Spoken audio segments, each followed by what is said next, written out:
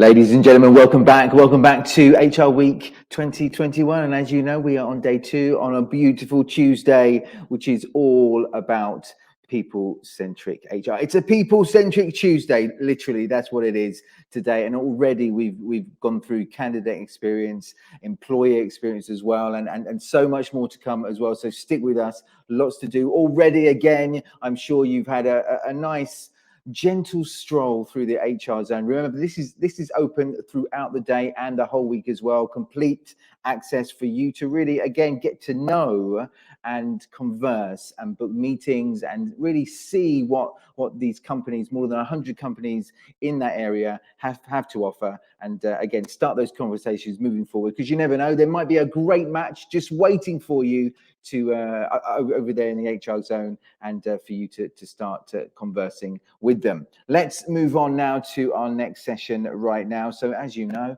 I don't need to tell you this, last March something came up, something which affected us all, everybody around the world, not helping us, or more like encouraging us to adapt, to change the way we do things, to take a good hard look at the way we're doing things within the company and outside as well, facing lots of challenges along the way, challenges like remote working, challenges like really handling or managing those remote teams as well. So lots of challenges coming up, and certainly one of those is really about building that trust with those teams, with those remote teams, for wherever they are. The next session now it's all about how you can really look at that trust as almost as the next new currency to help your teams and everybody naturally to grow forward as well. Ladies and gentlemen, welcoming our next speaker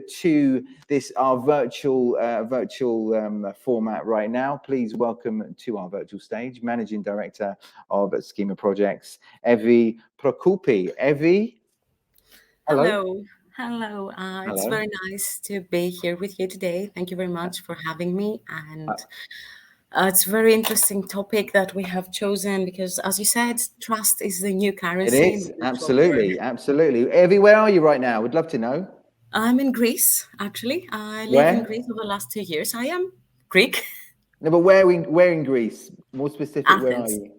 Athens, wonderful. Athens, we're here in Belgrade, and your whole audience is pretty much everywhere in between. Right, I will leave you now. I will come back to you towards the end. If we have any questions from our listeners, I'll pose those directly to you. But in the meantime, take it away, and I'm intrigued as much as our listeners are to hear what you have to say. Great, thank you very much. I will try to share my screen now. For some reason, okay, I will share my entire screen, so you will hopefully be able to see it.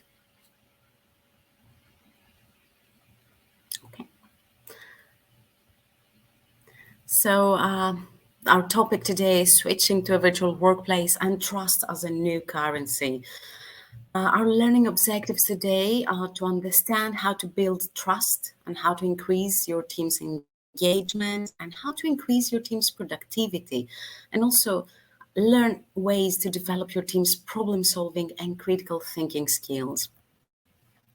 A few words about me. My name is Evie Prokopi. I am Greek. I live in Greece. I have about 14 to 15 years of experience in managing people and projects around the world for both startups and Fortune 100 companies. Back in 2016, I was ahead of my time, and I spoke during a 3-hour workshop at the Project Management Institute Global Congress about leading and managing virtual teams. So it's very interesting that nowadays it's a very, very hot topic for everyone. I have recently been awarded the Best Leadership Award for 2021 by CEO Today magazine. I am in the list of the top 100 HR influencers in the world. I have written 2 books. Actually, my first book, The Success Playbook, is going to be published in Serbian as well. My second book about leadership has just been published in English, and you can find both on the HR library of this conference. So enough about me, and let's move to the biggest challenge. There was a poll a few years ago, and we asked people what is their biggest challenge when they work in a remote environment, when they work with remote teams. And the biggest challenge was to engage remote participants. 75% of people said so. And the answers closely following that were working across different cultures, different time zones, and building trust. And at this point, I would like to define what is a virtual team, what is a remote team. People sometimes confuse this term. So, a virtual team is any team that at least one person works remotely. So, you may have a team of 5, 10, 5,000 people in an office, and one of them works remotely. Then we're talking about a virtual team. It doesn't necessarily mean that everyone is remotely, just one person is enough. Let me tell you a few things about collaborations and let's say interpersonal relationships in general, friendships, romantic relationships.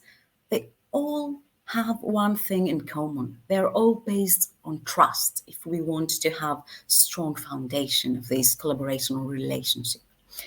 And trust is built on the common ground, that we create, on the common elements we find with other people. When we are in the same place, this is usually based on visible elements, such as that we have both long hair, or we have both brown eyes or blue eyes, or we have the same t-shirt on. But when we work remotely, these visible elements are not there anymore, and we need to find our common ground based on invisible elements.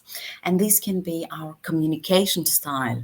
For example, I don't like talking on the phone. As a matter of fact, I usually have my phone on silent, so I rarely answer it. On the other hand, I really love video calls because I can see the other person. We can interact in a very different way. Other people prefer text messages. Other people prefer emails.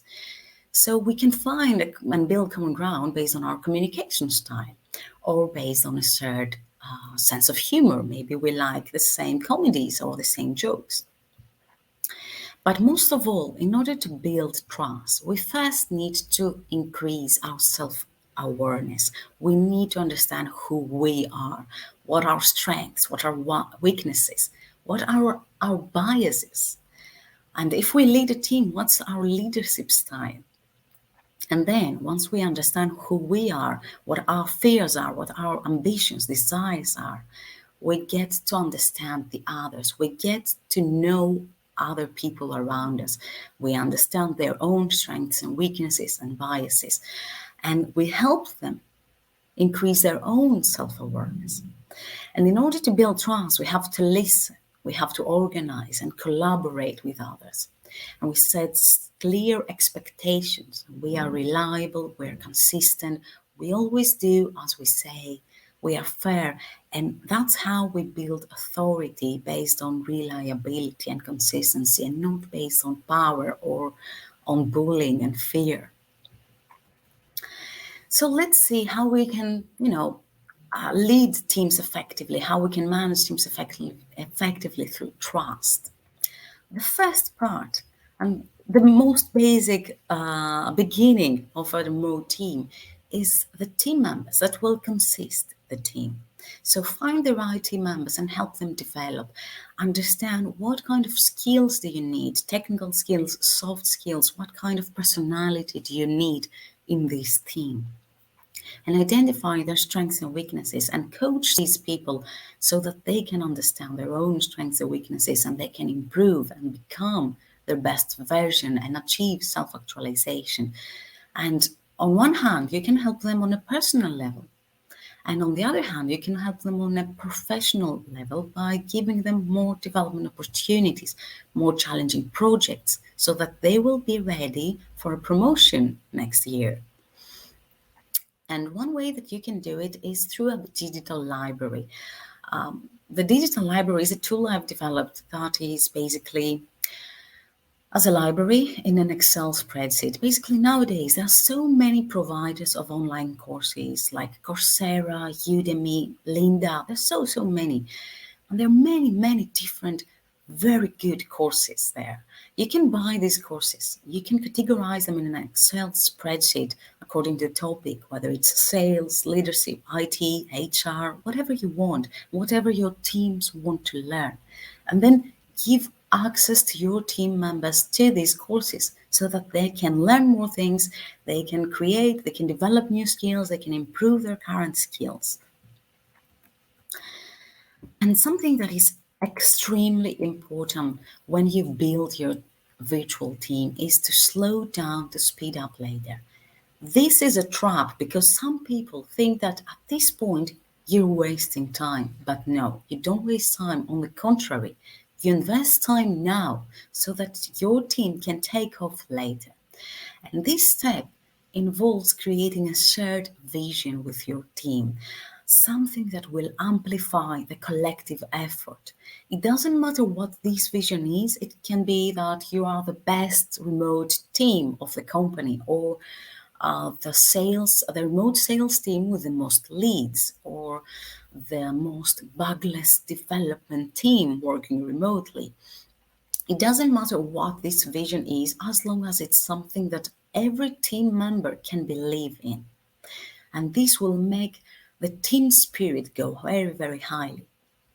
And it's very important to define processes, goals, expectations, so that every team member working remotely understands what is expected of them, when this is expected of them, and how it is expected to be delivered. And always give them access to the tools that they will need to use and show them what to do, show them how to use these tools and when they can use these tools, especially if they don't know when. You may have noticed from your own selves that we always use something a lot faster, a lot easier, without doubts, without hesitation, when we know how to use it. When we don't know how to use it, we may hesitate because we may not be sure what to do exactly. So teach them how to use the tools you want them to use. And help remote team members to actively participate.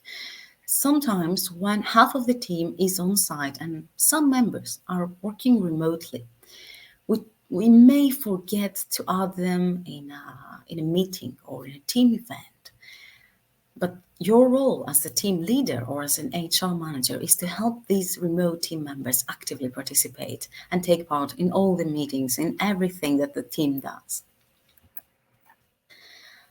And building trust, volume one. Develop a communications plan based on time zones. As your team may be spread around the world, some people may be in the same city, some people may be in a different country, in a different continent. Develop a communications plan where you will plan both team meetings and individual one-on-one meetings based on the time zone so that it's convenient for everyone to join. The reason why you need to include both team meetings is so that the team can bond together during that time and can discuss about how their work can be optimized. You want to build individual and you want to plan individual meetings so that you build interpersonal relationships with frequent check-ins. When you build relationships and you genuinely care about the others, then you'll see that this will create loyalty, this will create trust. People will come to you for their grievances if they have any. A tool that I found very, very helpful is to create a virtual kitchen. Traditionally, when we work at our office, we go to the kitchen, we pour some coffee, we have our lunch, and we discuss with our colleagues about usually irrelevant things, things that don't have anything to do with work. They may be related to our plans for the weekend, to a movie we watched, to a concert we will go, or what we're going to do over Christmas. So build a virtual kitchen in your communication tool, whether it's Slack, MS Teams, Skype, Facebook, whatever is your communication tool. Create a channel for people to go there and relax. And you can even post a weekly funny question. For example, if you had a pet, would you like to have a dinosaur pet or a unicorn pet, and why? Some very, very basic and funny questions that people will, go there, answer, laugh, relax for a few minutes. And always give regular feedback and acknowledge its victory, even small ones.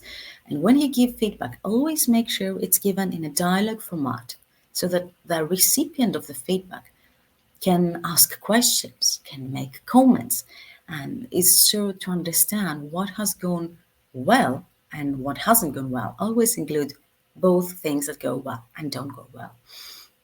And make sure that you give it under the right circumstances, not when a deadline approach, not when the recipient of the feedback is facing a personal issue. So take these things under consideration and use video, graphics, and polls and anything that will catch people's attention and initiate team bonding activities.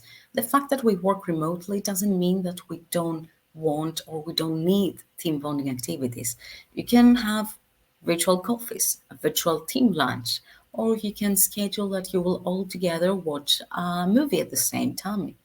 And there are more things that you can do, like challenges, company challenges, and competitions. And something that I cannot stress enough is that we live in 2021, actually at the advent of 2022. And I've seen many, many teams around the world, in Europe, in Australia, in North America, and in other continents, using 5 desktop apps, 2 web apps, and 10 Excel spreadsheets. This is an absolute productivity killer. Nowadays, there are many unified tools where your team can be there, where all your stakeholders, even your customers, be onboarded with different access levels.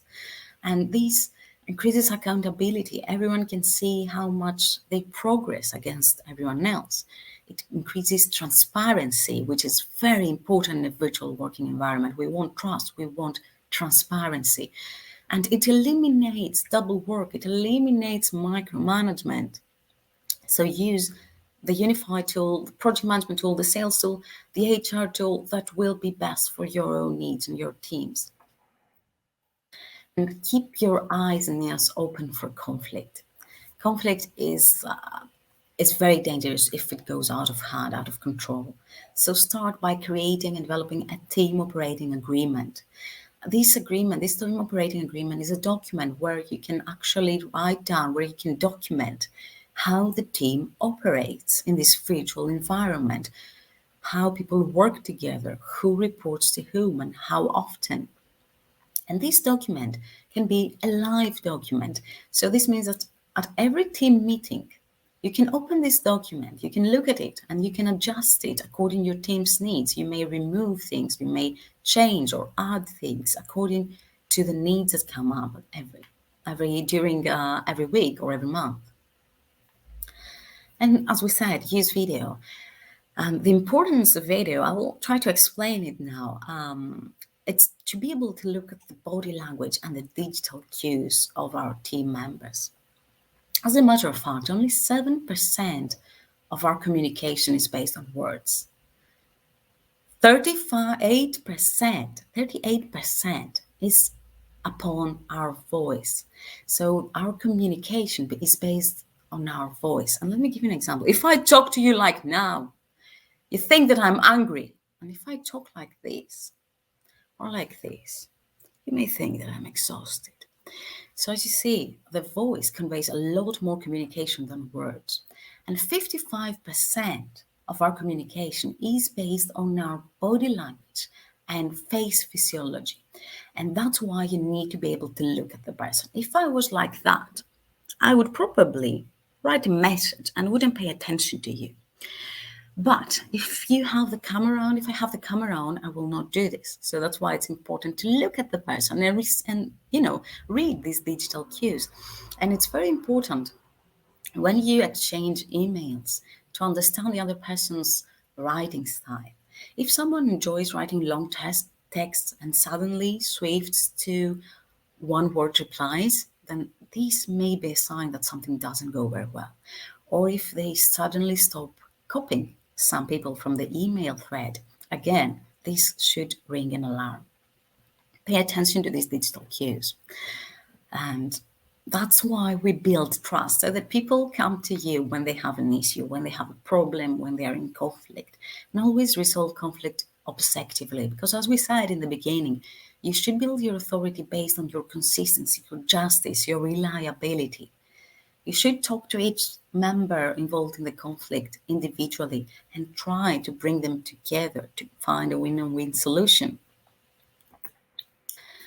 Coaching is a tool that I've used, and it's very, very helpful to help your team develop. And a coaching exercise that you can start using, first of all, in yourself because you're a role model, and then to your team members individually and holistically to the team. I've borrowed this tool, this strategic planning tool, the SWOT analysis, standing from, which is an acronym standing from for strengths, weaknesses, opportunities, and threats. And you can just start doing it by identifying your own strengths. What am I really good at? What I'm not very good at? What's my weakness? What's my opportunity? Something that I can excel at, something that I can improve, and what are some threats that I can, I should stay away from. And something else that I'd like to tell people is that when someone cannot focus, let them take a break. What does this mean? It means that when someone cannot focus when they work, they will waste time if they just sit in front of the computer. On the contrary, let them take a break, watch something funny, socialize, take an exercise, go for a walk. They don't waste time. And as a matter of fact, there is a time policy followed by Google and by 3M, where during 20% of the working hours, or 15% for 3M, people can work on a project of their own choosing. They can have a break and work on something irrelevant to their actual work tasks. And that's how Google News were invented. And that's how Post-it, those yellow notes, those yellow sticky notes that we make notes on, were invented. So they don't waste time. They just come back refreshed. It's very important to empower the team. And in order to empower the team and build trust, allow them to participate in decision making, especially when it comes to the way they work. And this can be done through brainstorming, which is a very common term, and 635 brainwriting, which is not a very common term yet. Basically, this is a very great tool for people who are introverts, for teams that consist of introvert people, because 635 basically stands for 6 people writing down 3 ideas during 5 minutes, and you facilitate the whole process. And this is how we came up with what we call the focus hours in a previous company I worked for in Germany. And focus hours basically was one idea that came up from our developers. Because project managers, business analysts would bug developers, would distract them all the time. So we set up focus hours and said that from 9 to 12 every day, people will not disturb the developers. They will focus on their work, and then we can start meeting and talking and communicating with each other after 12 o'clock. And this increased their productivity a lot. Retrospective meetings are very helpful, especially if you work with projects, because you can see what lessons are learned, what went well, what didn't go well, and you can rate your happiness, your team's happiness and your team's morale. You can ask your team members to rate their own happiness from 1 to 5, 5 being the highest. If they say anything less than 5, ask them how this could be improved. If they provide the solution and if people support it, then apply it. And again, with morale, ask them to rate it from 1 to 5. And even though happiness is more straightforward term, so you can ask them, how happy are you with work? When it comes to morale, you can ask them how important they find their work, how much purpose do they see in their work they do for the team, and how strong a fit they find themselves in the team. And finally, How are we doing? Are we only because we're kind of running out of time very, very quickly? I'm sure you'll be able to wrap up now, Evie. Yeah, that's right. Actually, I only have 1 minute left. So focus on a single goal at a time. Agile teams focus on a single goal at a time, and they're 25% more productive. So some goods take home: slow down to speed up, help develop your team skills as a servant leader who's committed to team growth. Use video and methods that create engagement. Keep your eyes open for conflict. Build two-way trust and get to know your team members, their strengths, their weaknesses, their interests. Empower your team, schedule retrospective meetings to measure happiness, encourage your team even when they make mistakes so they can learn from them, and be a role model. Don't disappear, don't forget details, don't have irrational demands, don't give orders, don't overlook conflict, don't give advice unless asked, and don't micromanage. And believe in yourself. So I trust you, so you should start trusting yourself as well. Thank you very much for being here today and learning about trust. Some great messages there, certainly at the end. Believe in yourself and really boosting that trust and really creating that trust between the camera and your remote team. So lots of advice and lots of great ideas as well. And I'm sure everybody who's been listening, if they want to reach out to you and connect with you and maybe see perhaps where you can collaborate together, I'm sure they'll be able to do that. All that leaves me now to say is thank you for sharing your ideas and insights and naturally your time. Thank you so much. Thank you very much. Have a great rest of the Wonderful. day. Thank you so much. I'm sure we will. We've already had a great morning. We moved through it throughout the day. Again, people-centric HR and everything in between. We will move right now on to our next session.